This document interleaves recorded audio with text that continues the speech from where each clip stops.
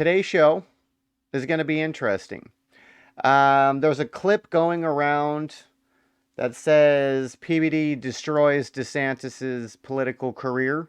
I did not watch the clip. It did pop up in my feed half dozen times yesterday, and I quickly scrolled through it as to not hear it because I knew we had this interview saved for today's stream, and I want to get into this with you guys and go through it fresh, get a real reaction to what's going on. Now, if you don't know Patrick Bet-David, he is a former insurance agent. He's an Iranian. He's former military. He's worth a couple $100 million. He's not a slacky. He's a very smart guy. He definitely knows what he's talking about. And I really enjoy Valuetainment. Valuetainment is a media company that he started. I do believe that it will be bigger than Fox within 5 years. I'm just saying. So if you're not tuned into the PBD podcast or Valuetainment, you should definitely check it out. It's going to be bigger than Fox and CNN and all that stuff within 5 years here. That's my prediction. But he does really great interviews. He has people on from the right. He has people on from the left. He talks to everybody. And he asks good questions. He always gets to the point. And we appreciate him for it. We definitely appreciate him for it. But shout out to everybody who's tapping in for the interview. We appreciate that. Make sure you give me a thumbs up if you can. That doesn't cost you anything. If you do want to donate to the stream to keep us making content, that is always appreciated. Links are down in the description. You can send a super chat or all that stuff as well. I guess it's not called a super chat. We're not on YouTube because we're banned from there. We're still on a forced vacation from YouTube. But what's it called? What do they call it on Rumble? When you send a dono chat. It's not a super chat. Special comment? I don't know. We'll have to come up with something that we call it. But if you're new tapping in, we appreciate it. Like, follow, comment, subscribe, share, spread the stream. If you want to get some more people in here to watch this interview, I think it's going to be a very good interview. And I'm hoping that he highlights how much of a putz DeSantis is. I mean, policy-wise, DeSantis is pretty good. He's done some good things in Florida. I don't know how much of that is him versus how much of that is the Republican-led legislation in Florida. They're sending stuff up. He's signing it. So we got to give him props for signing the stuff. But I don't know how instrumental he actually is in pushing these agendas forward. I think it's pretty much the Republican legislators in Florida that are pushing the stuff up.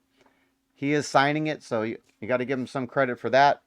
But yeah, let's get into this. I'll shut up now. So we got Governor Ron DeSantis interviewing on the PBD podcast. Let's see what they're talking about. Okay, so podcast episode number 321. Many of you have been waiting for this. This is a special one. I was with the governor yesterday. He came and spent a few minutes with the family, the kids. My son was like, I met the governor. It was great. We were at the Miami Dolphins game. They even won. But I hear this is your first live podcast for an hour that you're going to. So it's an honor to have you here. We're truly honored by this.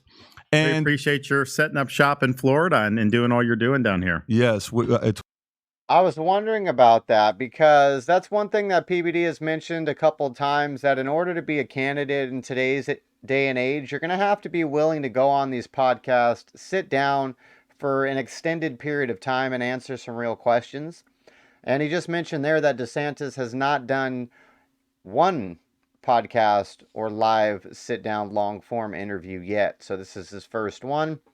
And according to the clips that I didn't watch but just read the titles of, it doesn't look so good. Doesn't look so good for him. So he probably won't be doing any more. Told you earlier, we're going to make Fort Lauderdale the Hollywood of the Burbank of East Coast, but it's going to take us a minute. Anyways, let's get right into it. We got only 1 hour together. So first things first, for me, when I watch you very closely, I told you this yesterday, and I'm going to say it on camera as well, so it's very aligned with exactly the message I give to my son. When Dylan came and he shook hands with you, I said, Dylan, do you know who this man is? I said, this man is the governor. He's the reason why we moved to the great state of Florida. So you're the reason why we came here. And when we were in Texas, we had our insurance company. We built it. We moved it from L.A. To Addison, Texas. We had it there. We grew it to 45, 50,000 agents. We sold it a year and a half ago. 2.5 years ago, I said, babe, we got to move to a state. We're looking at everywhere here. We're looking at Greenwich. We're looking at New York. We're looking at Newport Beach. We're looking at staying in Dallas. We're looking at Nashville. We're looking at Tampa. And then finally, we made a decision to come out here for a couple different reasons. So, I think sometimes if we go back 3 years ago, you got a lot of hate. People were criticizing you left and right. And I want to first start off by listing all your victories, what you've done. I think the world needs to know this. And I think this needs to be on a greatest hits constantly over and over again for people to know what you did and how hard it was for you to do what you did. So one, I'm a guy that lived in California. I saw what Disneyland against Disney World when everybody's like, well, let's see what's going to happen. This is the best case study of California against Florida. And then one day, Bob Iger comes in and says, I'm out. October of 2020, he left the Newsom camp. And the next day, they announced they're letting go of 28,000 employees. But you kept it open. So Disney World excels. The small businesses around are doing good. But California is getting destroyed. Okay. Everybody would say, you shut down Florida. You shut down Florida. April 1st, you announced it 2020. It was like 3 or 4 weeks. We were here and then free. It was a decision that a lot of people made. Man, during that month, we had people flocking to Florida even then. We were one of them. We had golf courses going. We had recreation protected churches, all those things. So, we basically did a loose of the federal guidelines. But I was being criticized from the other side saying that this was that I wasn't doing enough on that regard. And then obviously we reversed course very quickly and then led the country for the next few years. And by the way, to some of the Republicans that criticize you to say he shut it down, that wasn't a shutdown. That was a test to see how things were reacting, to see what it was going to be like. And then you went back to business as usual based on what you saw. UFC 261, first full capacity event. All right. I don't know how much I agree with that. Florida definitely opened up earlier than other states, but they had the beaches closed. They were shut down. So you can't praise them like if he was North Dakota. North Dakota did not shut down. Florida did. They may have opened up early or earlier than some states, but they definitely shut down. That took place April 24, 2021 in Jacksonville. Then you have LeBron. I don't know if he's ever seen. That we actually did the first live sporting event. COVID came, everyone freaked out, all the sports leagues shut down. Right. Dana White was trying to find a deserted island. So I called him. I said, Dana, just do it in Florida. And he's like, all right. He's like, where can I do it? I was like, wherever you want. And he wanted to make sure that the local mayor would also be supportive because he's like, I know. I was like, look, I'll overrule him. He's like, no, I want to make sure everyone wants us there. So the Jacksonville mayor was a Republican, wanted him to do so. I think it was the first week of May 2020 when people, Governor California is saying, don't even leave your house.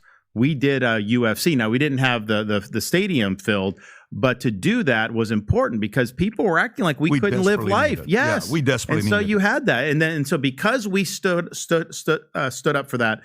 But do you see how he couches it right there? We did the event. I mean, we didn't have people in the stadium. Well, then you didn't do the event. You just let the fighters fight in the middle of the. You know what I mean? Like, it wasn't a UFC event. There wasn't a crowd. Dana's like, I'm always going to come back to Jacksonville. Yep. So he's come back to Jacksonville every year now. And by the way, not only that, the UFC that they did in Miami was a record-breaking at the gate, even bigger than New York. Dana said in an interview, the post-fight, he said this was felt like what LA was 10 years ago, even more than that. LeBron James won a championship because of you. These guys were the BLM guys, but they ran the playoffs here, which was full of controversy and contradictions there. The NBA bubble, that's right. But I can go on and talk about how parents feel comfortable here. What you've done with limiting the gender affirming care, the E-Verify, veto on wasteful spending. I know the insurance crisis. I made a video about it today, how they're trying to kind of give you a hard time because you stand up to BlackRock and ESG. And then CBDC, which was one of the biggest ones that you guys rarely talk about. I'd love for you to talk more about that. Crypto community's now become crypto capital in the world is Miami. It's here. It's what you guys have done. And then I talked about that before. But I want to get into an issue right now that we're dealing with. I lived in Iran 10 years, okay? And whatever we turn on right now, we're seeing Israel, Palestine. A couple months ago was Ukraine, Russia. Now it's Israel, Palestine. Everyone's talking about it. It's a issue that's very disturbing. When we saw the video of people coming down and then what they did at that rave, the party, and then you're seeing the videos, the kidnapping, all that stuff taking place. And then the numbers came out today, 8,500 on the Palestinian side, on what Israel has done. You got 1,500 on the Israeli side. It's a very complicated situation here because on one end, you're seeing how many billionaires are pulling money out of giving money to Harvard. I mean, that's where you went to, Yale. That's also where you went into, and Penn and all these different universities. What are you guys doing? How come you're not supporting this? You're supporting Palestine. You're quiet about it. And then on one end, I'm sitting there asking a question saying, how did Netanyahu not know? If you got the best secret intelligence in the world, Mossad, how did you not know this was going to take place? And the other question becomes, how Egypt, why are you not taking, refugees to come to your country? What do you know about your neighbor that the rest of us don't know? These are two questions that we can both entertain. But this is the question I had for you. I feel the Democrats have owned the black vote for decades, that they feel like no matter what they do, they are always going to get the black vote. That's kind of how they treat them. So a lot of blacks are not happy about it, but guess what? Every year, 84 to 88% vote Democrat. I get a feeling that Netanyahu or Israel, this is a question a lot of people are thinking about, including myself, sees the Americans as the same way. Correct. America's got our back. We can do whatever we want to do, and they're going to always have our back. Matter of fact, even in a Israel's private conversation that he was having in 2001, I want to play this clip. He's having a conversation with a couple people. This has been reported on by WAPO in 2010. Al Jazeera, I want to say in 2001, and all over the place. If you don't mind paying attention to this video, and then I'll ask the question. Here's Netanyahu privately having a conversation in 01. Go ahead, Rob, and play it.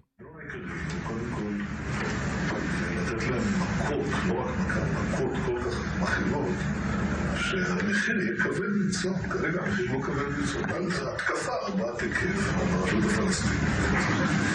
את הפחד שהכל מתמוטט. לא פוחדים, מצחקים להם יראו לנו את הפיישר וצחוק ופשוט הם לא פוחדים. זה מה שמביא אותם ואז רגע, אבל אז השוק מהעולם יגיד מה, אתם פוגשים? אני לא תגיד כלום, אתה לא מפחד מהעולם, ביבי. במיוחד היום עם אמריקה, אני יודע מה זה אמריקה. אמריקה זה לא שאפשר להזיז אותו בקלות, להזיז לכיוון הנכון. לא יפריעו לו. America is something that's easy to maneuver in the right direction. 80% Americans support us. It's absurd. We can kind of get what we want out of them. So this is my concern. I'm America first. I live here. My kids live here. My kids are in Florida because I feel the safest here. Facts. I don't mind my allies having good relationships with me. I'm okay with my allies. I have a problem with my allies using me as a card to abuse that get out of jail card. And then eventually this thing can turn around and lead into World War III, because World War I, 90 million people died. 2, 60 million people died. If the third one happens at that trajectory, it's 200 million people. Do you think Netanyahu is kind of using a get out of jail card to do what he wants to do and what he's been wanting to do with Palestine all these years? No, look, I don't think, I think you pointed out, how does, they have the best security in the world, and yet this is a massive attack on their civilian population. So my sense is in Israel is that the public is very disenchanted with the government. I think they view it as having been a big problem that this happened. And so I think they're now in a situation where they have to say, okay, you have this group in the Gaza Strip, which, by the way, is not occupied territory. Israel pulled out in 2006. They elected Hamas, and I think that's been a big mistake because most of the capital goes into the terrorist infrastructure. But I think they're in a situation where you can't live with that type of a threat right on your border, and so they have to deal with it. I don't think it's a question of America get out of jail free. I think honestly they're going to do what they're going to do. We've been a strong ally of theirs, and vice versa over the years. but we've deployed troops all over the world. We've never deployed troops there. They've always fought with their own army.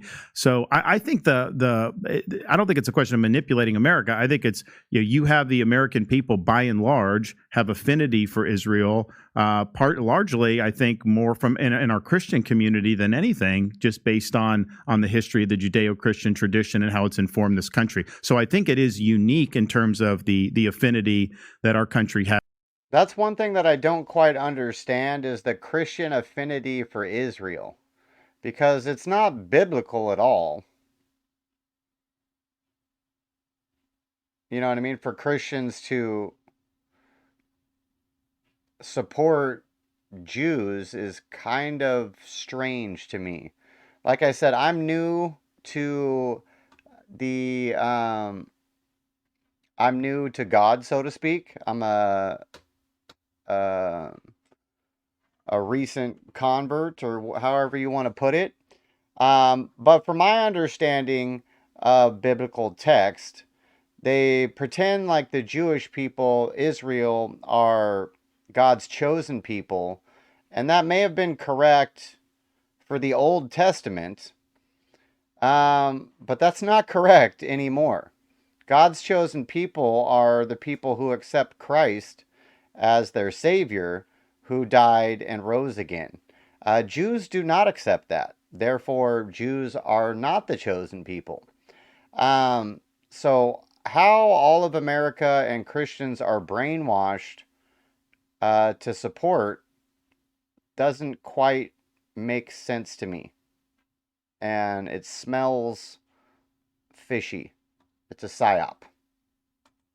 As for Israel, because of the biblical history and people's adherence to the Judeo-Christian tradition. Yeah, earlier today he said, this whole thing about ceasefire, I don't know if you saw that or not, where he's like, look, we're not going to ceasefire. Did America ceasefire with Pearl Harbor? Did America ceasefire with 9/11? Did America ceasefire? We're not going to either, right? Which, by the way, I understand his position. My concern isn't his position. My concern is this going so extreme where it backfires. You're seeing what happened at airports yesterday in Russia. I'm sure you saw that clip. It's all over the place. What do we do to prevent this from coming back in our soil? I'm a product of Iran. I lived in Iran 10 years, and I remember when Jimmy Carter's like, well, human rights, the Shah's got to get rid of these 3,000 political prisoners. He did. And then Al-Qaeda and, Osama bin Laden, all this thing came out of it. 10, 20, 30 years later, we got a 9/11 here. So are you worried the position he's taking could have some residual effects that come to America? I don't think it's because of that. I am worried about terrorism in America, largely because of what our own government has done to let people in illegally from all around the world. You've had people, almost 8 million have come in. We know people have come in from China, Russia, Middle East, all these places, 140 people on the terror watch list that our own government acknowledges. Yep. I mean, so you figure there's a lot more than that. And if you look at 9/11, part of the reason that happened was a failure of the immigration system too. I mean, those people they weren't here on valid visas, or they had their visas expired, the hijackers. So my fear is just you have so many people that have flooded in. Some of them are part of the drug cartel. Some of them just want. That's the other thing, is for Bibi to say, well, how did America respond to 9/11? Wasn't Mossad and the Arabs part of that? Isn't that what's come out? Or is that just my conspiracy theory? Because I'm pretty sure it was the Saudis and Mossad who put that shit together. You guys seen the video of the 3 Israeli dudes dancing on a roof while the buildings collapsed? A lady calls the police on them. Like, it's weird. They're sitting here filming, the terrorist attack, but they're laughing and they're smiling and they're celebrating.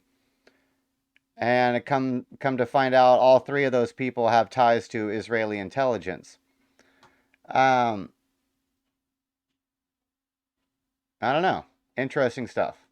Want to work. Some of them are criminal aliens, and then some of them, I think, would be potential terrorists. And I think there's going to be a terrorist attack in this country that we're going to be able to trace back to the border. And so I look at it and say, okay, you got to protect your own people first and foremost. Territorial integrity of your country must be enforced. You can't just let the inmates run the asylum. And I think what we're seeing in some of these places in Europe, in some of these areas, is they had immigration policies that were bringing people in that didn't want to assimilate.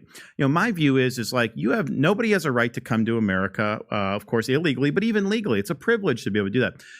The two things that has to be is you got to believe in this country's ideals, and you got to want to assimilate.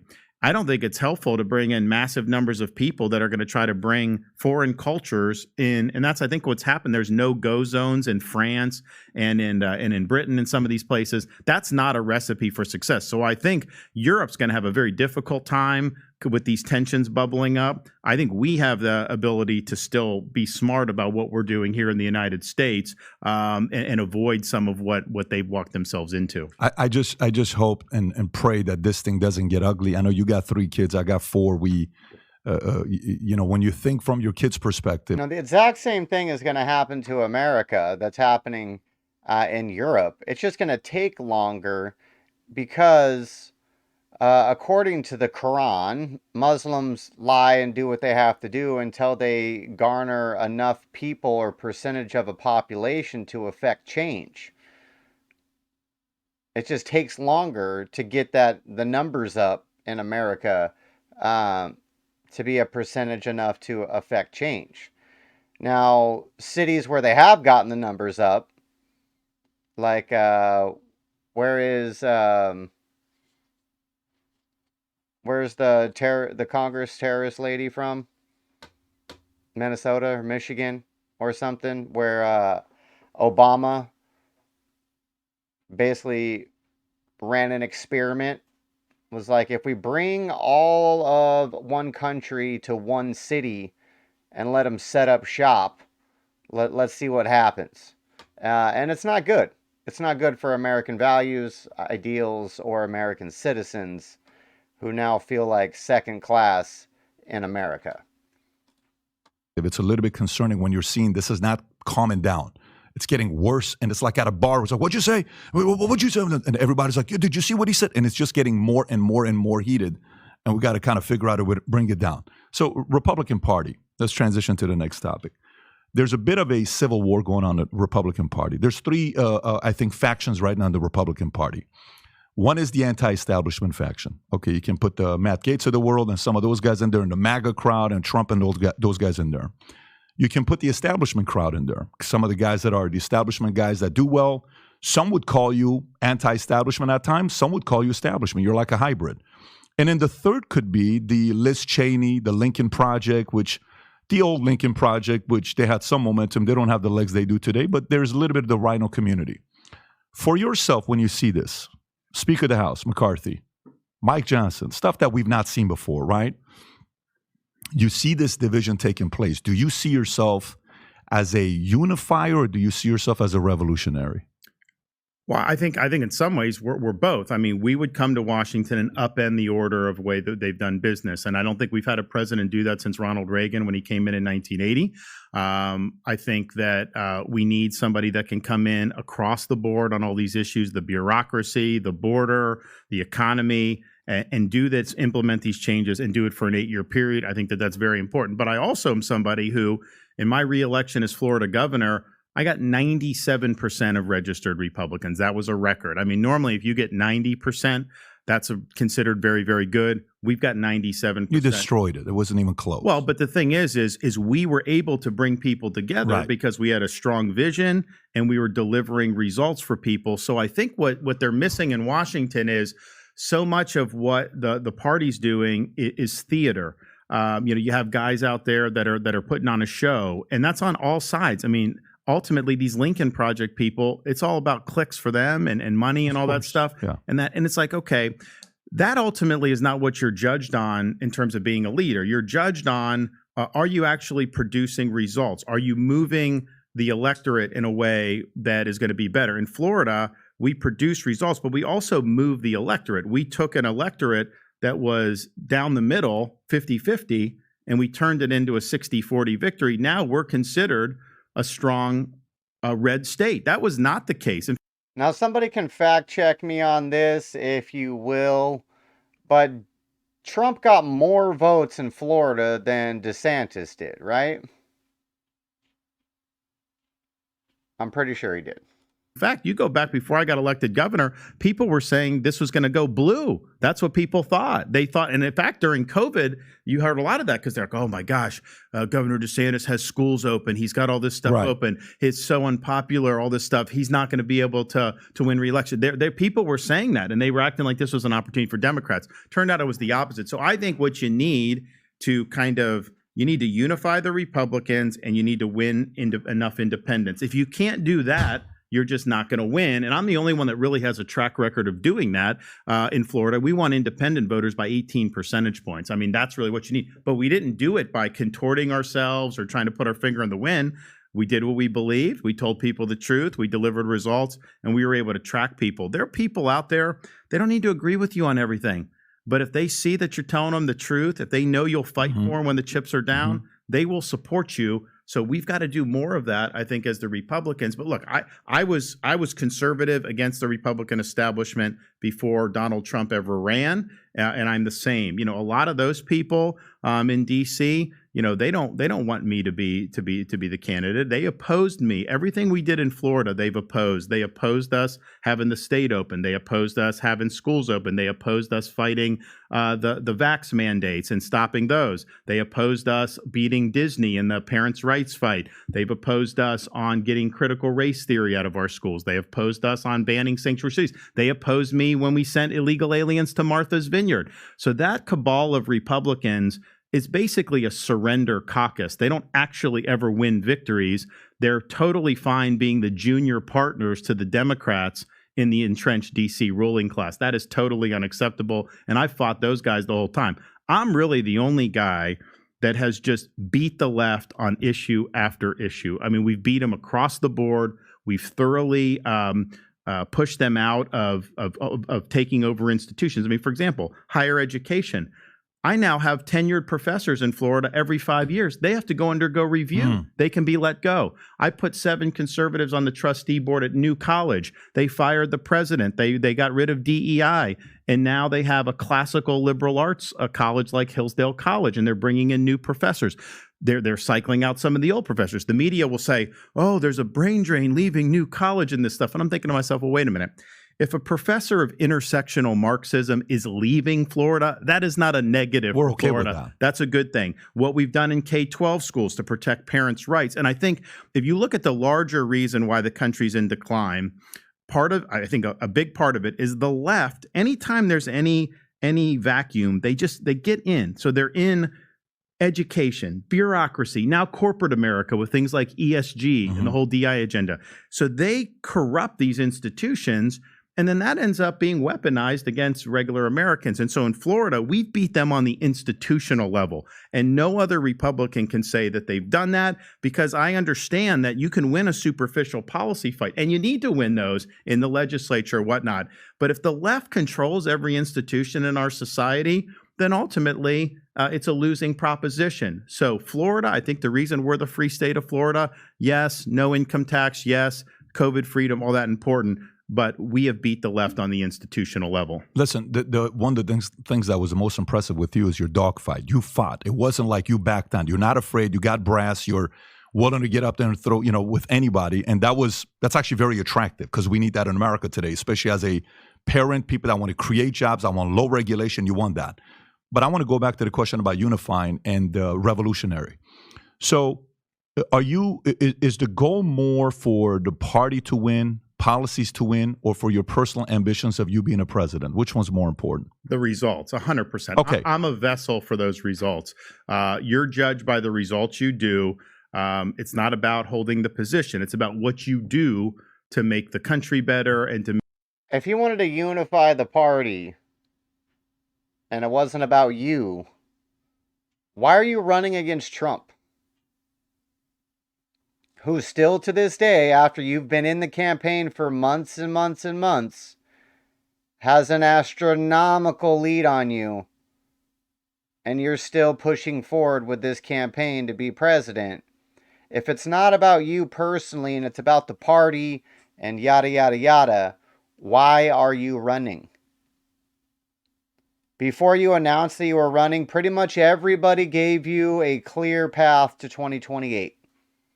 Let Trump run. We'll put you in afterwards. We get 12 years of Republican rule in the country, and we might actually be able to save us from the retarded liberals who are burning this place down. But no, you don't want that. Donors whispered in your ear that this is your opportunity to be president, and you're clinching on to that like a fucking pit bull. Make the people freer. Fair enough. I want to play this clip for you. Then I got a question for you. This is a campaign video that most people haven't seen. This is from 5 years ago. Not this one. Go to the other one, the YouTube one right there. I want to play this clip, and I got a question for you at the end. Go for it. Everyone knows my husband, Ron DeSantis, is endorsed by President Trump, but he's also an amazing dad. Ron loves playing with the kids. Build the wall. He reads stories. Then Mr. Trump said, "You're fired." I love that part. He's teaching Madison to talk. Make America great again. People say Ron's all Trump, but he is so much more. Big league. So good. I just thought you should know. Ron DeSantis for governor. So what happened? What happened between the two of you guys?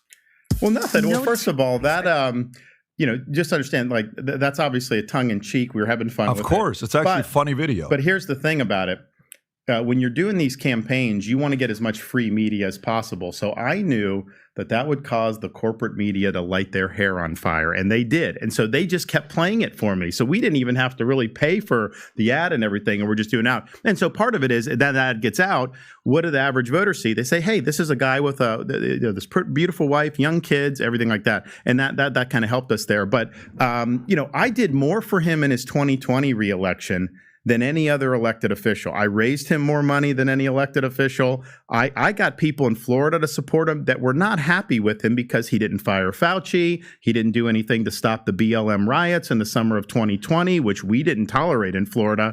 But you had cities burning down all across this country, and there was nothing done. So there was a lot of people that I got on his team, and I worked really hard, and we, really delivered the victory because in October of 2020, I mean, his campaign was putting out stuff, if he loses Florida, it's all because of the governor. Okay, well, I brought in more Republicans here. So I was happy to do that. But the reality is, okay, what about going forward?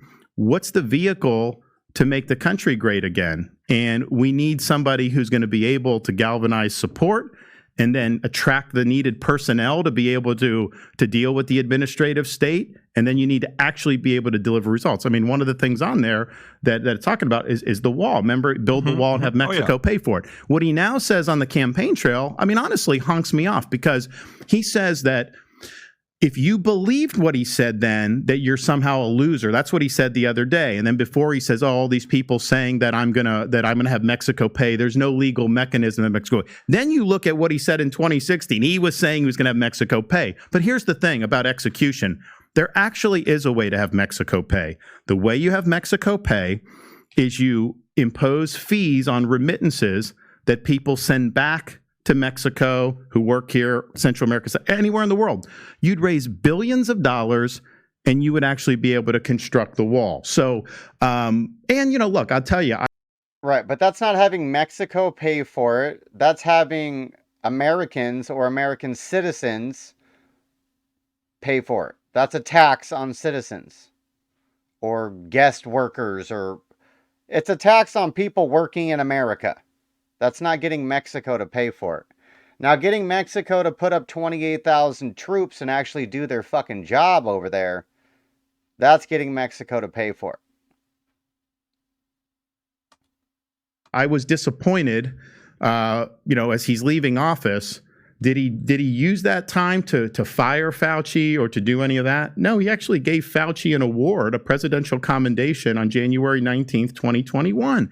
And that was personal for me because Fauci Everything we did in Florida, Fauci attacked us on. Andres, can we lower governor's audio down like a notch? It just all of a sudden spiked. Please continue. Go for it. So Fauci, he would do interviews with local TV affiliates in Florida bashing us. Oh, they're reckless. They shouldn't do that. He attacked us because I forced the schools to be open. I mean, I didn't really have the normal authority. I was using emergency powers and leveraging those with the funding to be able to do it. And that saved the bacon for a lot of kids.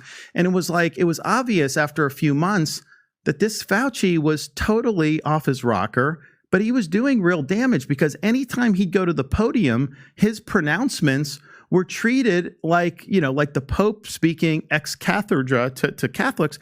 And it was very Black Swan, though, was a very tough season where, even Obama, Biden, none of these guys had prepared for a pandemic. The only one that knew a pandemic was coming was a guy named Bill Gates. Everybody else is like, yeah, but here's the thing. You don't know. That's true. And I think there was a lot of uncertainty in March of 2020. The question is, what about November of 2020, December, January of 2020? What should he have done? He should have fired Fauci. He should have held these people accountable. How does he fire Fauci, though? Because from my understanding of federal employees aren't able to be fired. He's not an appointee of Trump. Trump didn't hire him. He's been running NIH for decades. He didn't have the ability to fire Fauci directly, from my understanding. If that's not correct, then definitely let me know. I guess he could have, I don't know, killed the whole NIH program, and that would have fired Fauci, which maybe he should do. I'm all for getting rid of all three-letter agencies. That's fine with me. But this is a disingenuous argument because I don't think he even had the ability to fire Fauci if he wanted to. For being wrong, for lying to the public on all these different issues. The corrupt medical swamp in D.C. was a total disaster. I'll tell you what they also shouldn't have done. January of 2021, last few weeks in office, they're sending me missives from the White House task force saying, impose a mask mandate, close restaurants. And I'm just thinking to myself, and the media here would use it as fodder. They would say, DeSantis is not following the Trump White House task force. And I wasn't. That's true. But the media used that as a wedge. So I think that the whole Fauci, and here's I think the issue for the election going forward is I'm the only one running that is talking about bringing accountability for what happened to this country during COVID. It's one thing to make a judgment call that's wrong, but it's another thing to ignore evidence. It's another thing to lie. When you tell people like CDC did that if you take an mRNA shot, you will not get COVID, and you still stand by that when it's obvious that people are getting it, when you're having the FDA approve an mRNA shot for 6-month-old babies where there's no evidence that that's benefiting them, this is a swamp. This needs to be cleared out. I will do that. Here's a concern, I think, with the Trump nomination is RFK Jr. running as an independent. He would be the vessel for, and there's a lot of anti-Fauci, anti-lockdown voters who are upset about it. Sure. RFK would be the vessel in that scenario, whereas me as the candidate, I'm the vessel for that. Everyone knows I'm gonna hold people accountable. In fact, I'm gonna be in New Hampshire this week with Florida. Does anybody think that DeSantis is going to be stronger at cleaning up the bureaucracy than Trump? I don't see that. I don't see that at all. At all. Surgeon General Joseph Ladapo, Dr. Ladapo, he's one of the few, and he's really the only person in a position of power that's actually. And he got criticized a lot as well. Well, that's what I told him when I hired him. I said, listen, what you're doing, you're going to be the only one in position of power to actually take these, because that was one of the things early on with me when I was making these decisions. It wasn't just that it was unpopular. I could not get a doctor to stand with me and say I was right. a lot of them would say it privately, but they were scared All to their say interviews it would publicly. get taken down on YouTube. All They the would doctors, get yes. So, but Joe, I think, is an example of what you need to be able to deal with this medical. So storm. okay, so let's go. Okay, fair enough. Because even Republicans will say, why is the president keep bragging about the fact that the warp speed, the vaccine saved 100 million people's lives? I don't even want to like some That's people. false. That's totally false. But the point when he's saying that, right? But let's set that part aside. When I show the clip of that video. And the left sits there and says, look at these guys. They can't even figure out who they want to be the Speaker of the House. They can't even figure out how to do this. Look at this McCarthy, and look at this Mike Johnson. Look what they're going to kick him out as well. And if it shows a not a unified party. But I want to go back with Trump. Would you have won your first term when he won by 34,000? I read your book the moment it came. The day your book came out, I read. I'm probably one of the first people that read your book. Would you have won governorship first time? If he doesn't endorse you and put those tweets about you, would you have won by 34,000? Well, here's what I mean. The test of that is I won by 34,000 with his endorsement. Okay. 4 years later, he attacked me 3 days before the election, and I won by 1.5 million votes. So he was at a rally in Pennsylvania. He started launching attacks against me. So not only did he not support me in my reelection, but the he first was time, hostile. would you have won the first time?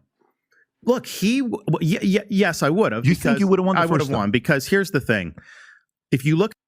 Did he really just say that? You really think that you would have won the first election you were fucking losing by a landslide? You were losing by, what, 25 plus points? This guy is delusional, bro. Look at the voters who opposed me the first time versus the voters who then supported me the next time. The number one reason they flipped from against to for in 4 years was Trump. Trump was a factor in 2018. It didn't matter what I did. They were going to vote against me. That was the reason. They viewed me as that. Fair. And it was a blue wave across the country. I mean, remember, Republicans got wiped out across the country. I mean, we got wiped out in the House. We lost a bunch of There was no governorships. red wave is what you're talking about. There was a blue wave. There was a blue wave. It was yes. a snapback against Trump, and that's natural for a first year in the midterm. But here's the thing: you get into office, and the question is, what do you do with it? And I've done more with it than anybody who's been in a similar situation. The policy success we've had, the leadership in crisis, and then moving the political pendulum in a direction that we've done is just you cannot argue. I don't know if I don't know. This guy acts like he is the fucking cat's meow or whatever slogan you want to use. Kristi Noem in is it North Dakota or South Dakota? One of the Dakotas was a way better governor throughout COVID. She never had mask mandates. She never shut down. All her policies were better. She just didn't get all the attention. But he acts like he was the greatest governor during COVID. You weren't, buddy. You weren't. I disagree with that. I don't know if I disagree with that. The only thing I think about is a guy helped you. There's a difference between being a mayor. Like I'm sure when you see a mayor, like, dude, you're a mayor, right? There's a difference between being a mayor or Congress or Senate or governor of Florida, California, New York, Texas. These are big states. You're running a country. You're not running a state. If you look at the data, 13th largest economy in the world. That's right. But the point is that part. What do you say to the audience when they look at you and say, "Okay, so Governor, I love your policies. I'm very happy. I'd love, for you to be a president. I think you have a lot of great qualities of being a president. You're a family guy. You're this, you're that. But what do you say to the faction that says, but the guy gave you an opportunity to be a governor. How about show loyalty to that guy? What do you say to those people? How's it showing loyalty when he attacks me 3 days before my reelection? I had never done anything to him. Even all the Fauci stuff, I kept that private. That 3 days before, how much prior to that did you and him communicate? Were you guys regularly communicating or not really? I don't really remember, but I mean, at that point, that was kind of a line in the sand. Like, okay, all right, that's what and I have no problem with politics. It is what it is. But so he's saying that he decided, let me go to the big screen for this. You decided to run against President Trump for president in 2024, the upcoming election, 3 days before your re-election vote for your second term as governor. That was the line in the sand? When Trump talks some shit about you? And I don't even know what shit was talked. I'd be curious to see if they show a clip. Maybe we'll go look at the clip after this interview. But is that what I just heard? So 3 days before being reelected, when you promised to all your electorate that you weren't running for president and that you were going to be their governor, which you haven't been because you're running for president. You lied to everybody. You said you weren't running for president. But yet 3 days before the vote, you got butthurt over something Trump said at a rally, and that was the red line in the sand where you decided you were against him. Okay. We were trying to engineer a red wave around this country, and to not saddle up and be a team player in that situation, to do it, that was wrong. Honestly, I mean, we set a record here for what we did, so it either didn't affect or was even helpful in hindsight. But that's just the reality. So you can go and do that to other candidates, and somehow that's not supposed to change anything. The reality is he did that because he cared more about himself than he did about the greater good. The greater good was clearly, I win re-election in Florida, we win supermajorities, and we continue to implement the agenda. That's the greater good from a conservative perspective. There is no reason you should have been out there taking pot shots at me or anybody in Florida. And of course, all right. From my understanding of how Trump decides who he's going to take shots at, it's because they took shots at him. So I don't have all the background on this back and forth from prior to his reelection, but I'm just going to assume, based on what we know about Trump, is that you said something. Your wife said something. Your team said something. Somebody said something. You rubbed Trump the wrong way, and he definitely holds a grudge. But it's not like he told people not to vote for you. I guess we'd have to see what Trump actually said. But it wasn't out of the blue. It wasn't out of the blue.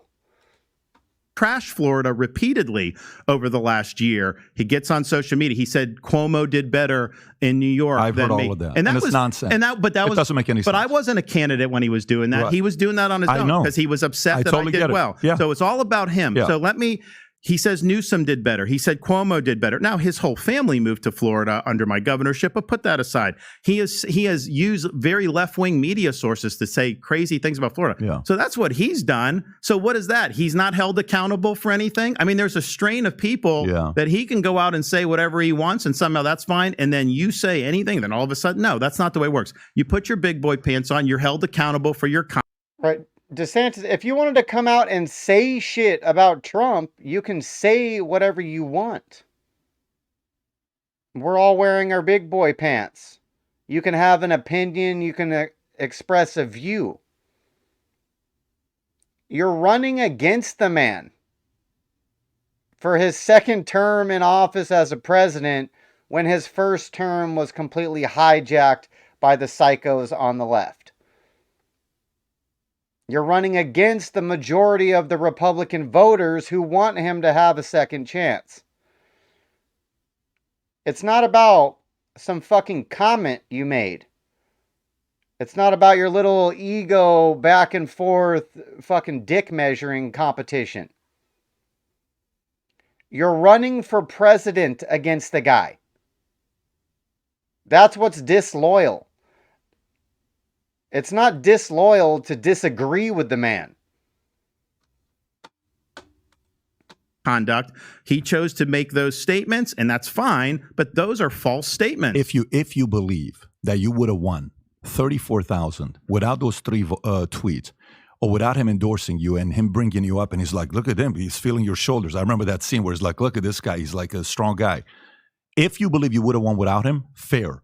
But to the voter that thinks that gave you the tipping point to win, different story. They're like, listen, you got to give this guy a little bit. He's the reason why you won the first time as governor. Okay, anyways. but here's the thing. Okay, so therefore then what if you believe that? Therefore, If I don't think he's able to win the 2024 election, I'm supposed to not do what I You think should is right. run. No, you should run. If I don't think he can drain the swamp, if I don't think he's going to be able to be in a position to do it, the country is more important. Endorsements here or there. Did you have a conversation before you ran? Did you have a conversation with him saying, hey, President, I'm thinking about running? Did you have any conversation with him? I have not talked to him since he started attacking me. No. But let's just say you're having. Right. You're a pussy. You can't have the conversation with the man. You got fucking butthurt. He said something about you 3 days before your election. And because you won by such big margins, you got all cocky. All the donors were blowing smoke off of your fucking your uptight ass. And now you think you can advance your political career despite what's best for the country. And he's going to couch and pretend all of this.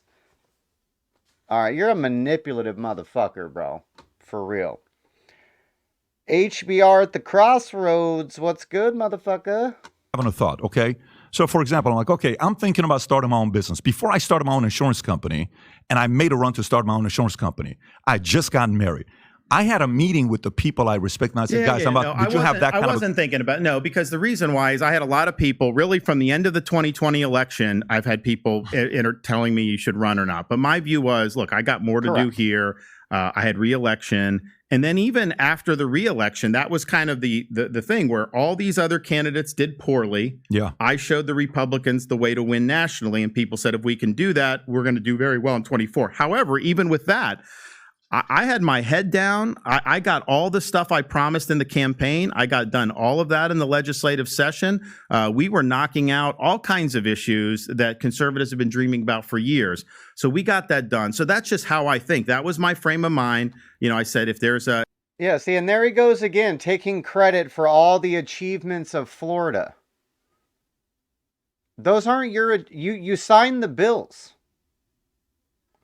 The Republican-led legislators are the one who introduced the bills, passed the bills in the state house and the state senate, and they got them to your desk. Yes, you're the Republican governor, so you agreed with the Republicans who gave you Republican bills to sign. But he act like he's the one, because he got elected, this is why that stuff came up. No, dude. No. Things happen for a reason, and either they'll happen or they're not. That's it. But I wasn't 2 years ago saying I'm going to do, because I had so much in front of me on my plate. I had to show political success, because it's one thing to take these positions. It's one thing to take leadership stands. And you don't do it for politics. And I'm sure it was stupid politically in the short term for me to do some of the stuff I've done. But you do need validation at some point to show that this is a sustainable model, Florida's model. And we showed that, and we were able to do it. You 100%. So, you know, back then there was always the talk, should he run, should he not run? It's like, no, listen, when's the next time you're going to have a chance for you to have this great of a resume during the most unpredictable season we've had in the last 40 years, 50 years? And you proved yourself and you ran. You should have ran. That's not what I'm saying. My only thing is, was there that conversation to say, you were before me, you helped me with my first governorship, can I have a conversation? This is what I'm thinking. I'd like us to be unified when we go out to the public. That is the only conversation I'm having. Let me go to the next conversation, next topic here. Okay, so when I think about presidents, I think about two different types of presidents. I think about a president that's an alpha, and then I think about presidents that are flag carriers. Let me explain to both. Alpha to me is Lincoln was an alpha. Ulysses S. Grant is a flag carrier. He became a two-term after him. Reagan, alpha. Senior, flag carrier. Kennedy, alpha. If you go to, we got a list of them. We can go to Ike, alpha. Nixon, flag carrier. Great president. You take Watergate out. Nixon was one of the better presidents we had in the last 50 years. You go to Obama, alpha. Clinton, alpha. Bush, flag carrier to his father. Trump, alpha. Do you view yourself as an alpha candidate or a flag carrier candidate? No, you're a leader, of course. I mean, you look at what we've done in Florida. We blazed a trail. I wasn't carrying anyone's flag. I was the one leading. I was calling the shots. I was getting out. You think there's anything wrong with carrying a flag? What's that? You think there's anything wrong with carrying a flag? Someone's got to carry your flag and be your VP. There's nothing wrong with it, but the question is, if you look at Reagan, he set kind of the standard. So 41 was operating in his shadow to kind of carry on the legacy.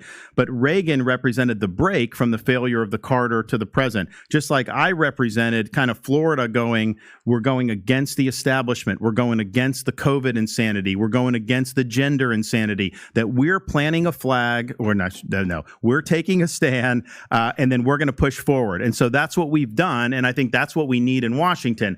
That everything's going in the wrong direction, so you need an abrupt shift where this bureaucracy is reconstitutionalized, where you're able to open up all the energy production, reverse Bidenomics, have good people that'll work for you, because you can make the best decisions in the world.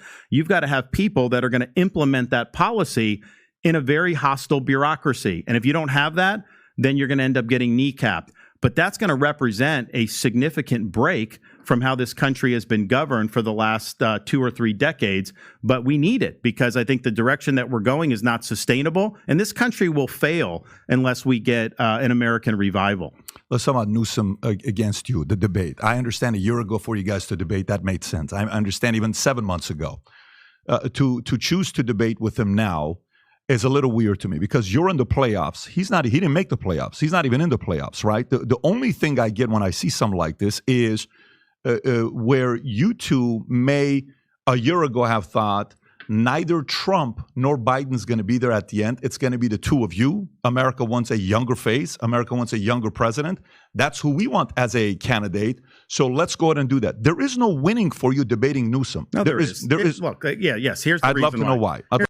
Yeah, I'm curious to hear this response too. But first, I just wanted to say thank you to everybody tapping into the stream. We appreciate you all. If you guys will or could, give me a thumbs up. That helps share this stream. Follow, like, subscribe, all that stuff, if you will, as well. But give a thumbs up. That shows Rumble that I'm not just talking to the wind over here.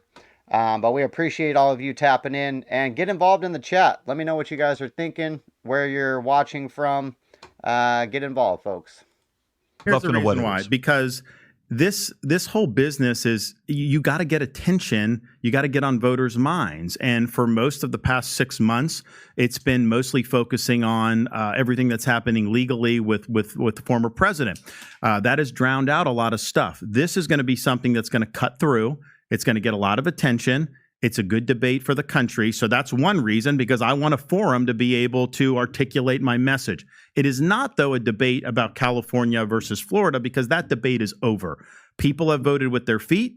They've left California in record numbers. They've moved to Florida in record numbers. What it is a debate on is about the future of the country. So California represents the petri dish of American leftism. They're 5 years ahead of whatever Biden's people are cooking up in D.C. So if you want to know what America would look like 2024 Biden, or maybe a Newsom or a Harris, just look to California. California is a recipe to accelerate the decline of this country. Florida is a model to reverse the decline of the country and engineer a revival of the American spirit and a new birth of freedom.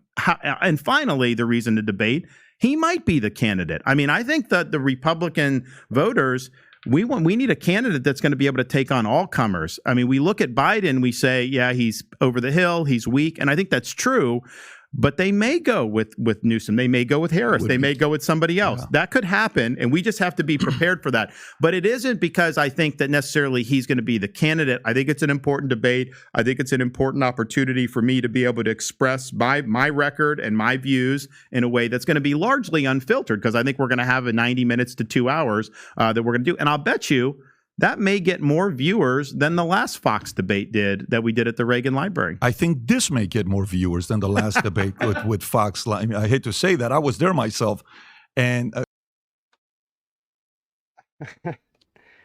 Okay, this fucking guy.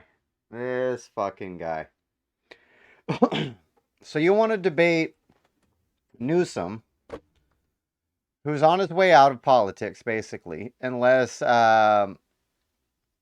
the Democrats prop him up to run for president, which it doesn't look like they're going to do. If they're able to kick Biden out of the way and somehow maintain the black vote by pushing the black woman to the side, they're going to have to pick another black woman. The only possible candidate they have for that is Michael. I mean, technically not a woman, but that's what they'll run him as. You know what I mean?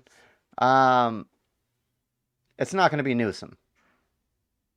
There's no way. It's not politically possible for the Democrat Party to bypass a black woman for a white male with good hair and get away with it in the Democratic Party. That's not happening.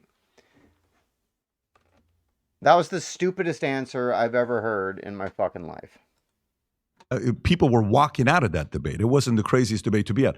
Okay, you talk about attention. Are you the type of person, like I have people around me that love to say, hey, Pat, you got something between your teeth. These are the annoying people in your life, right? Hey, Pat, pull your zipper up. You know, hey, Pat, do this. Hey, pull one of your socks is lower than the other one. I'm sure your marketing team points out how they're trying to troll you in the marketplace. Okay, I'm sure they're doing that. Can you bring this one clip?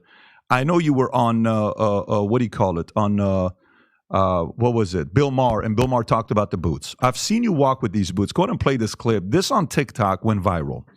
It doesn't have 1 million views. It doesn't have, 10 million views. This thing's got 1.2 million likes. And some people are wondering, what are they? I don't even. I haven't seen that. They've not shown this to you. Yeah, okay, right. What they're trying to say with this is that right. Did you see that bullshit? Did you see him right there? Wait. What? They're talking about my shoes? I've never heard of this. What do you mean they're talking about my shoes? You're wearing fucking high-heeled cowboy boots, bro. Yeah, it's been mentioned once or twice. You short motherfucker.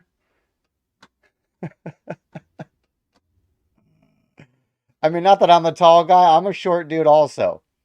But I would never fucking wear high heels to appear bigger. This fucking guy, bro. in your boots, you have heels.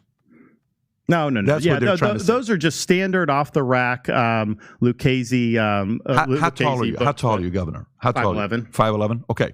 Why don't you wear tennis shoes and dress shoes? I do wear tennis shoes when I work out. Yeah, 100%. You do? Yep. Okay. I got a gift for you. I'd love for you to wear, okay, I shop at Ferragamo, okay, and I don't accept gifts. I can't accept it. I totally get it. I'm sorry. I'm going to put it here, and Ferragamo can get a nice sponsorship. And then Okay. if you wear it, you fared. I know. No, but here's the thing. I mean, I think with just how politics works is, Yogi Berra, when he was in the Yankees, they said, Yogi, he doesn't look like a Yankee. He doesn't do this. Yeah. And Yogi's basically like, okay, if you say I'm ugly, that's fine, but you don't hit a baseball with your face. And so what we're doing is, really, I think doing the issues, the leadership, people that are poking at you for different things, that's fine. But ultimately, that is not, I think it's a sign of strength. I think if they could say he was a horrible governor, he was this, he was that, then they would definitely do it. But it's a sign of strength that you're so insecure about being shorter than men you're standing next to that you wear fucking high heels everywhere you go? Did anybody else get sign of strength from that bullshit he was just spewing right there? Sign of strength. Bro.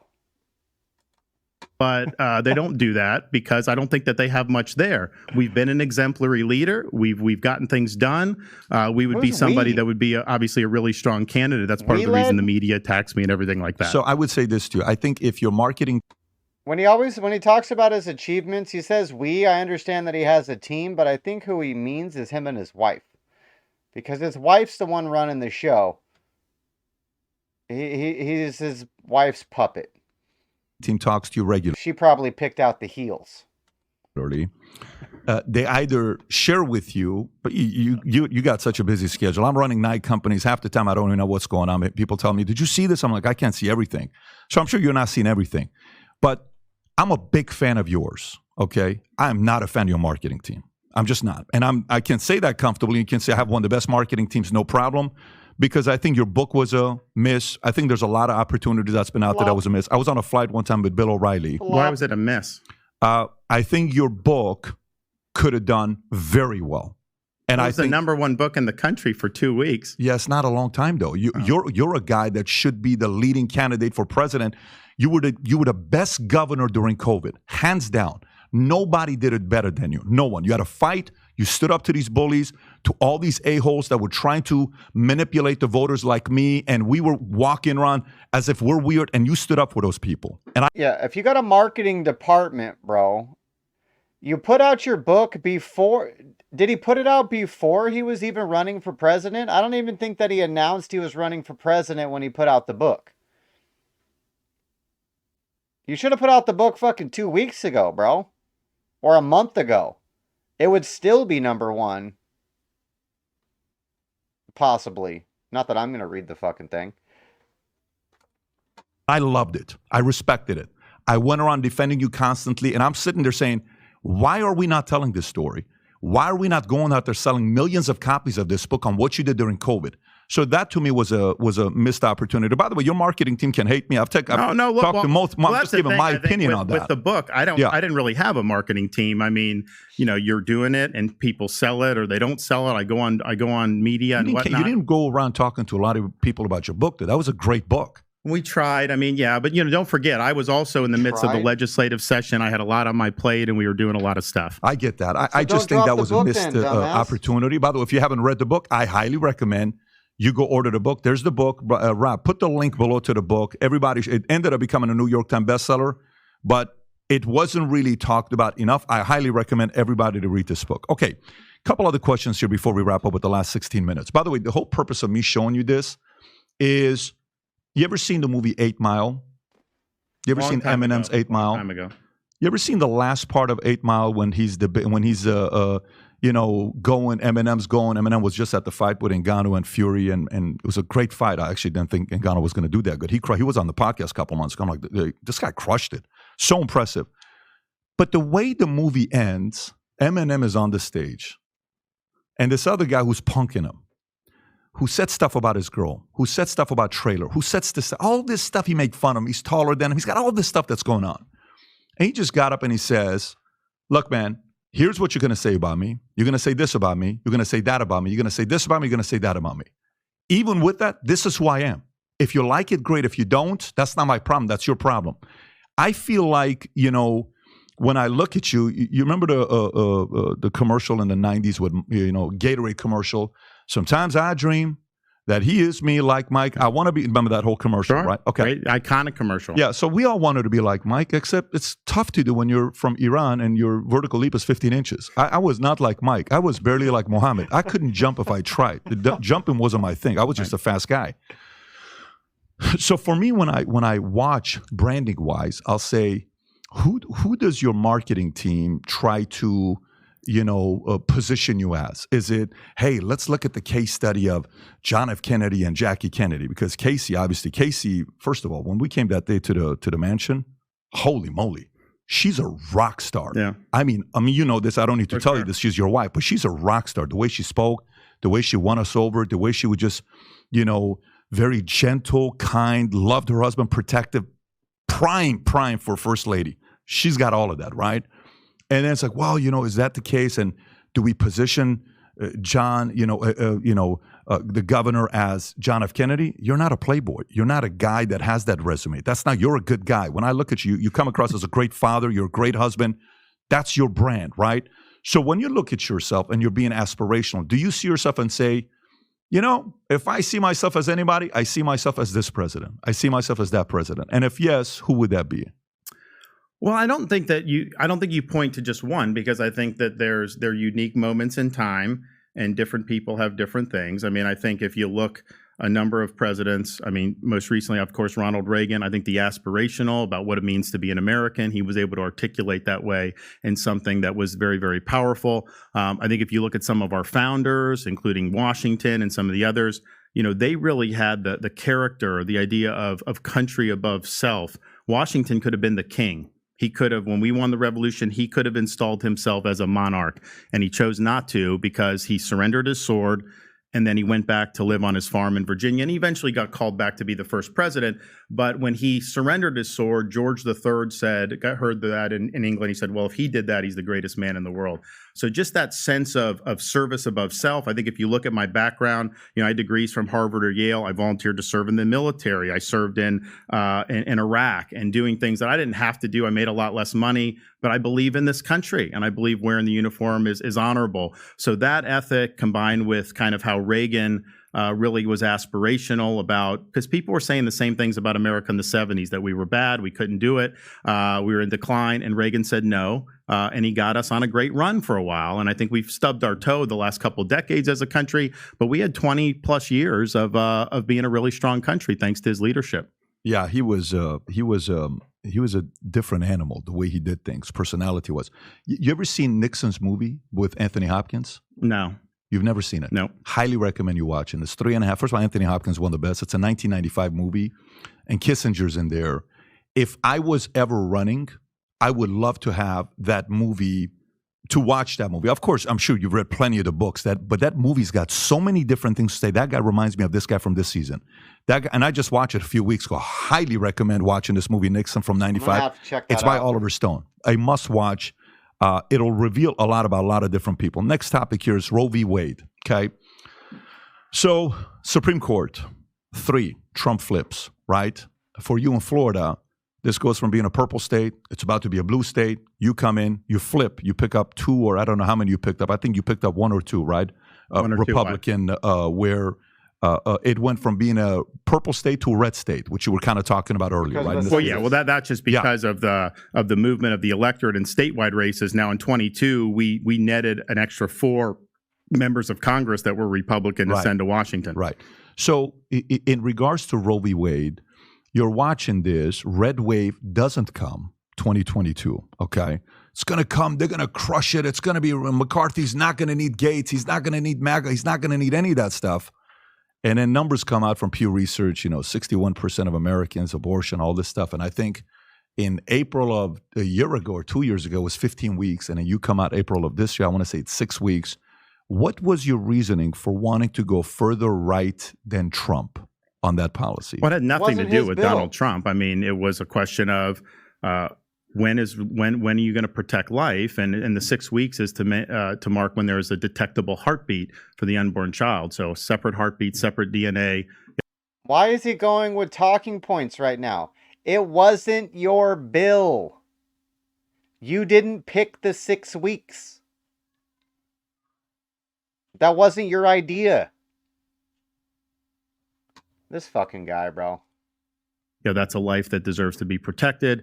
And so the legislature was able to enact protections. Now, they did have exceptions for all the things that people have asked for and that the Democrats have attacked on. But at the end of the day, it's a strong protections for life. And it's something that I've always believed in. You can sit there and talk about the midterms. They ran $30 million in ads against me on this issue. They ran against the Iowa governor, Georgia governor, Ohio governor. We all won overwhelmingly. And that Texas governor won overwhelmingly. So, I don't think that was the reason necessarily that we didn't do as well. It may have been part of it in some of those races, but I think there were other factors. And I think Florida clearly showed that you could get the job done even in the face of those attacks.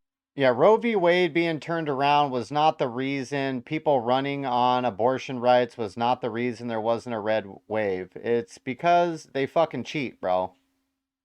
They cheat everywhere. They cheat often. They're very good at cheating. They're fucking cheaters, dude. Yeah, I wonder, because look, if you're either pro-life or you're pro-choice, right? I'm a Christian, so you know where I stand. When it comes down to our family. If I'd have 20 kids. My wife would be pregnant every year for the next 20 years, but I'm not the one having the kids. I just wonder strategically, like when you're making moves like that, there's certain timing to making moves like that. Does that help? Does that hurt? Or that's the right thing to do? You do what's right. You do what's right, and you let the chips fall where they may. Yeah, I mean, that's great. And I'm curious to know what that's going to happen with you. Do you mind if I ask you a little bit about people getting to know you a little bit? Sure. Meaning, So, were you when you work out? What kind of music Ask do you him- listen to? Like Ask him the high who is school question. Governor Ron DeSantis working out to? Are you a Taylor Swift, Biggie, No. Tupac? No, Are you no. like Creed? What do you listen to? Mostly classic rock, and then sometimes I'll listen to different country riffs and country tracks. So usually one of those two. Favorite decade for music? Probably the 80s. Yeah, me too. Favorite 80s song? Oh my gosh. I mean, there's too many to list. It's funny. I was at an event the other day, and someone's like, hey, since you're Gen X, what's Jenny's phone number? 857. 8675309. Yeah. So I was able to do that. And he's like, yeah, I knew you grew up in the 80s as a result of that. So yeah, there's a lot of good stuff back then. You and I are 4 weeks apart, by the way. Really? You're a Virgo, Didn't I'm a answer the Libra. question, I was by the born way. 4 weeks after you. Favorite documentary of all time? Okay, let's do it. Is it Wedding Crashers, Hangover, Step Brothers, or Forgetting Sarah Marshall? What's your favorite I mean, of those, documentary? I'd probably say Wedding Crasher. Wedding Crasher? Yeah. How many times have you watched Wedding Crasher? I'm probably once or twice, but I Okay. mean, it was good back in the day. I That's got to be 20 years old, Oh right? my gosh, Vince Vaughn, Yeah, one of yeah. a kind. 20-year-old Vince Vaughn- classic fucking movie. That's your favorite. You've seen it once, maybe twice. This guy is just a fucking politician. That's my problem with DeSantis. Yeah, you're a great governor, whoop-de-fucking-do. I don't even live in Florida, so I don't give a shit. But you're a fucking slimy fucking politician, bro. He asked you your favorite decade of music. You couldn't name one fucking song. He jokingly asked you about your favorite documentary. You picked the one that you've kind of heard of before. You watched it once, maybe twice. It's not your favorite movie, bro. You don't watch your favorite movie once, maybe twice. Fucking Christ, bro. This guy was annoys at me. when I was a U.S. congressman, I had Daytona Speedway, so I would do the Daytona 500 every year. So Vince Vaughn was one of the celebrity guests one year, and they put everyone who was a marshal in a pace car. So it was me and my wife in one. Vince Vaughn was in another. I think they had a couple musicians, and I kind of forget who they. There you go. That's why he picked the movie right there. He's got a story to tell about Vince Vaughn. He's probably never seen the fucking movie. Were they're notable, and so we're all going around. And what is this on his head? It's been bothering me the entire fucking interview.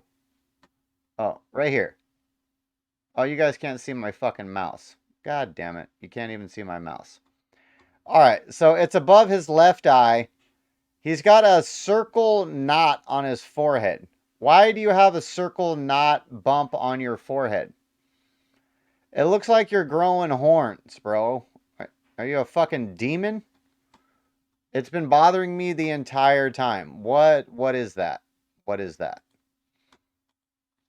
Around. You do the first 2 laps to start the race. For whatever reason, our car zoomed ahead of the other pace cars. So we're going around the track once, around the track twice. Then you pull in, you go into the infield, and you pull into this parking lot, and there's like a fence, and there's all these fans there that are waiting for the celebrities to come. So they all have their phones out. My wife and I get out. They see our faces, and immediately all their phones go right back into their pocket because no one knew who the heck we were. Then Vince came, and everyone's going crazy, doing all this other stuff. So that was kind of the one time, I was ever with him. But, he's, I think politically is not a lefty like a lot of the Hollywood people are. No, he's not. He's like, one night, this is 20 years ago. I used to play at Hollywood Park Casino. I would play, poker. And one night I go there, my friend Fernando, who ended up being one of my groomsmen, he's from Ecuador. We go there and they say, hey, there's a main table. Look who's playing there. Who? John Favreau and Vince Vaughn and this other guy from Christmas Story, I don't know what the guy's name was. I went and played with these guys. By the way, Vince looked like he had just waken up. He got out of bed. And he was doing that movie with Jennifer Aniston at the time. I don't know what the movie was called. We played poker till 5 o'clock. He's exactly the way he's one of the funniest guys out there. Sports team. Who's your favorite sports team? Bucks, Tampa Bay Bucks.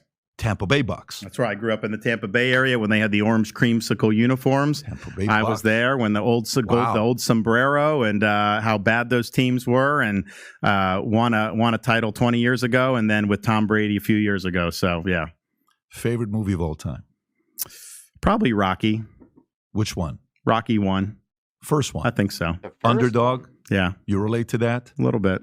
Is that a little bit of your personality? I think so. I mean, look, I think if you look at where I am now in life, where I started, very few people, they would have taken the under on any of the stuff I've done up to this point. But I do think that hard work and just tension and getting the most out of your God-given ability, I still think in America that matters. May not matter as much as it should, and we need to make it matter more again. Yeah. But I do think that that's what makes this country great. Why do you enjoy politics? Oh, man. Why do you enjoy this game? This is a people- weird game to like. People sometimes ask me, like, why did you first run for office? And I usually like, why did you run for Congress? And I'm like, momentary lapse in judgment. There's a lot of negative about it. I mean, Yeah. look, I think in this business, you're able to do things to really have an impact on people's lives. I mean, I will still to this day have people come up to me who I do not know, give me a hug, start crying. From my understanding, you were a feckless congressman. You never achieved anything in Congress, which is why you were going to lose the governor's race. So you didn't do it to affect change because you didn't do that. Nobody knew who the fuck you were. And saying, you saved my business, or you saved my job, or you saved my kid's education. We brought people back from Israel. My wife and I were waiting at the tarmac, 271 people, I was gonna go back to being 91 governor. children on that flight, giving us big hugs. Thank you so much, all this stuff. So all the day-to-day stuff, the nonsense you deal with, ultimately it doesn't matter. And what matters is, what are you doing to help people and make life better? We've been able to probably have more of an impact on a greater number of people as governor than any governor has been able to in a long time, and that's making the most of it. Governor DeSantis, how do you sell America? If you were to sell America to me, like when I was at the first debate and the second debate, and I keep listening to so many about policies. Everybody's policies. Okay, there's a percentage of America probably relates to the policies, right? But if one asked you, sell me and sell the American people why you think America is the greatest country in the world, what would you say? Well, at our best, our country is one where it doesn't matter where you start. It doesn't matter your family lineage, that if you work hard, get the most of your God-given ability, if you believe in what this country's principles are, that you can do well. And that has not been true in other countries throughout human history. Wherever you're born, that pretty much limited or not your lot in life. If you had privileged birth, you had higher aspirations. If you didn't, you had lower. Here, you have an open field and a fair chance for your industry and enterprise to ultimately flourish. We're losing that. That's one of the reasons why I'm running for president. But at our best, that's what we are. I love it. Rob, can we put the link to the governor's website for anybody who can donate? So your sales pitch to America is at our best, and a long time ago you used to be able to do this. Move up. That's your sales pitch to America? Well, I'm fucking sold, bro. Sign me up. Sign me up. I'm a DeSantis supporter now. What the fuck was that, bro? And to his campaign to do so. I've done that. My wife's done that. Our family's done that. And we've supported multiple people in this run. I think it's a very important run that we're having. You're a very formidable opponent that's going on here. The climate is strange. I would have loved to have seen you and Trump run in a different way where it was more unified, but every game changes, seasons change. We'll Talk see to what him happened about there. that. I mean, Yeah. that was kind of his. So by the way, if he called for a meeting, would you go visit with him? If he called you and said, "Hey, You let's haven't you and I called have the a meeting and motherfucker. figure out a way to unify the Republican Party," You and your would stupid you go to ass Mar-a-Lago? fucking smirky fucking fucking retard smile. Bro, this guy fucking pisses me off. I mean, I'd take a phone call. I don't think I'd make a pilgrimage down there. But the reality is that that's obviously not the course he's choosing. And the question is what's Aren't the you a best foot leader? forward for the country? It's Choose ultimately your not own about fucking him. course, It's ultimately not about pussy. me. It's about how do you get this country This moving fucking again? guy, dude. Who's the best vehicle for the Republican Party to put up to win and to deliver on all this stuff? And I'm running because I think I am. I think I'm the only guy running who can win the primary, the general, and actually deliver all these things over an 8-year period to where the country in January of 2033, after serving 2 terms, pass the baton off, hopefully to a worthy successor. I'll be able to tell the country we restored the American dream. We secured the border. We strengthened our military, fended off the threat from China. Education, not indoctrination. Parents' rights. No crime in the criminals aren't ruling the streets in the cities anymore. Rein in the deep state and the bureaucracy. All those things, we've got to get them done, and I will do that. I love it. Once again, respect you for coming out. You said you were going to come out. You did. I appreciate you so much. It means a lot to us. Thank you for your time. Thank you. Again, appreciate you for coming out. Appreciate you. Thank you. Take care, everybody. Yep. Bye-bye, bye-bye. Bye-bye, bye-bye, bye-bye. Patrick Bet-David with a very good interview. Very good interview. Not for DeSantis. Was not a good interview for DeSantis. Good interview for Patrick Bet-David. He did his thing again. That is not going to improve DeSantis in anybody's eyes, I don't think. Let me know in the comments. Did you guys watch this and go, I was iffy on DeSantis, but now I'm sold. DeSantis is the man. Does anybody get that vibe from this interview? I don't think they do. I don't think they do. All right, I want to hear these Trump comments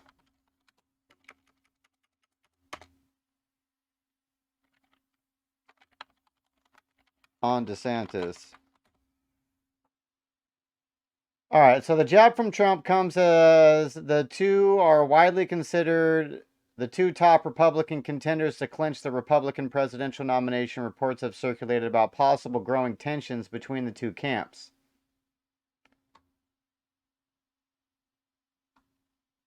Okay, so clearly Trump already knew at this point the insiders behind the scenes guys were trying to get DeSantis to run against him.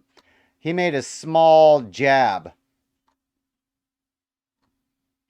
And apparently that was the red line in the sand that made DeSantis turn against Trump.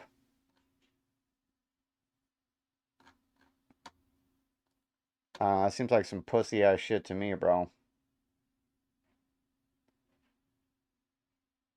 That seems like some pussy ass shit to me. But there it is, folks. There it is. There's the interview of DeSantis. We are still on the Trump train. I forgot I was going to put on my Trump 1 shirt for this interview.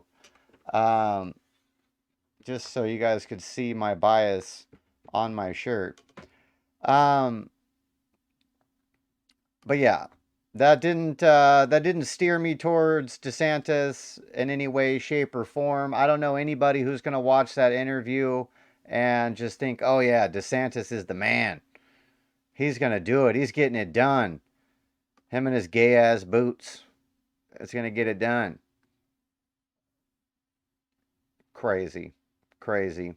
Well, I appreciate everybody who tapped in for the live today. I hope you guys all have a happy Halloween tonight, even though it's demonic and evil. Yeah, get some candy. Get some candy. I guess try not to eat it because it's all poison. It's a demonic holiday where you pick up poison to feed your children. So enjoy it. But everybody that tapped in today, we appreciate you.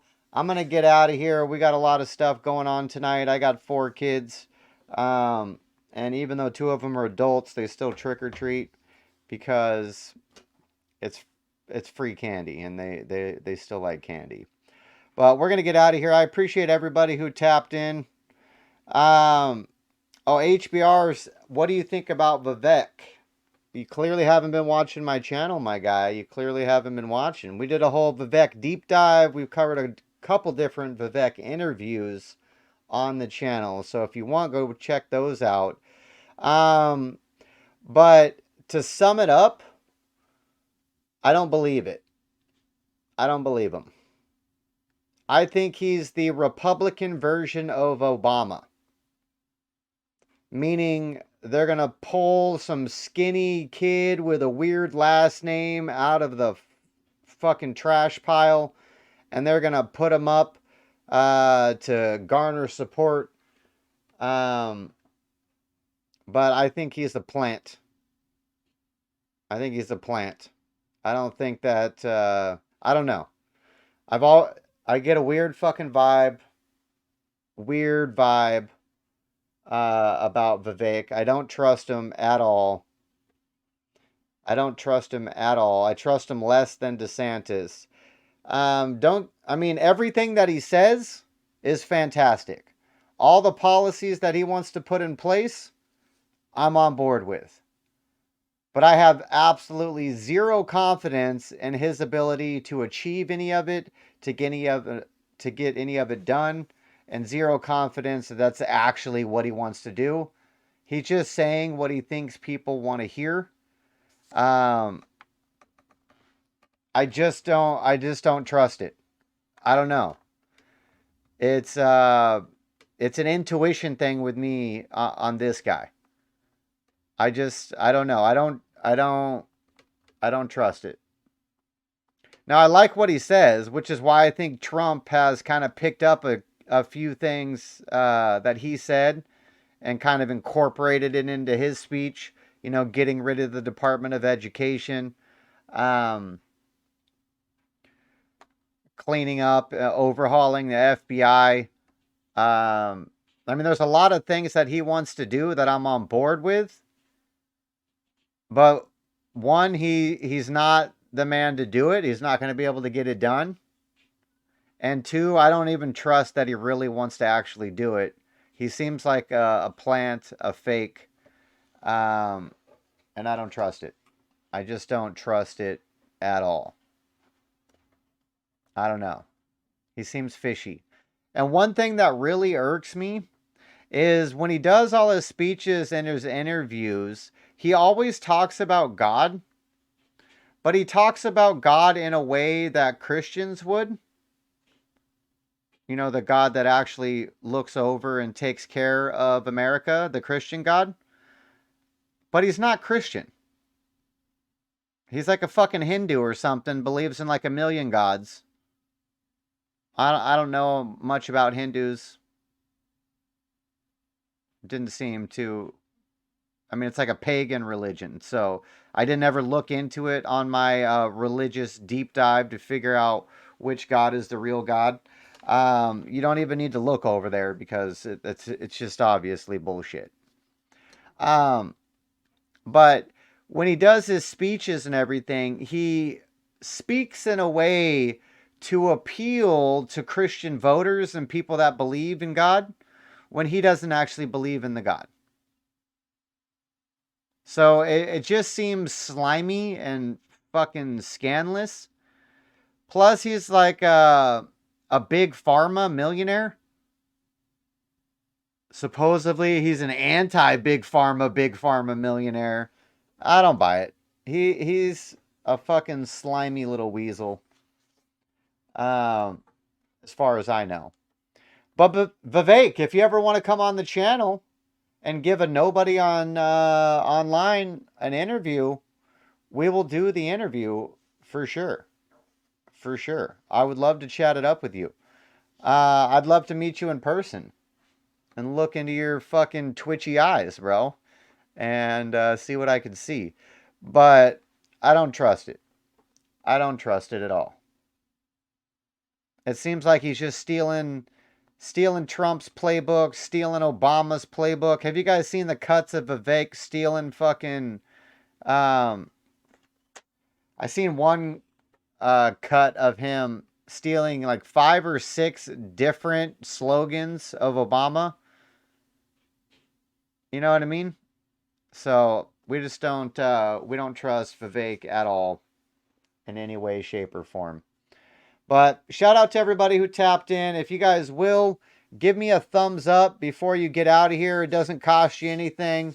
It's free. Even if you're a broke motherfucker, you can click a thumbs up. It ain't going to hurt you. But like, comment, share, subscribe, follow me on socials. And if you want to send this broke motherfucker $1, we'll take it. I got bills to pay. Believe that. We are trying to make a full-time go at this streaming thing. So eventually, when we build up the people that support the bearded man talking shit online, I can talk shit for 5-6 hours a day every day. But until then, we're at least 2 hours a day, Monday through Thursday. I think I'm going to axe Friday show because we don't ever get any traction on Friday, and I can make a bunch of money on Friday elsewhere. So for now, we're Monday through Thursday at 2 o'clock. Make sure you tap in. HBR, don't be a stranger, bro. Don't be a stranger. Come back in and hang out with us. We appreciate it. You actually get involved in the chat, which we enjoy. But yeah, have a good Halloween. Have fun. Steal some candy from some fat kid, because that's what Halloween's about. All right? Later, bye.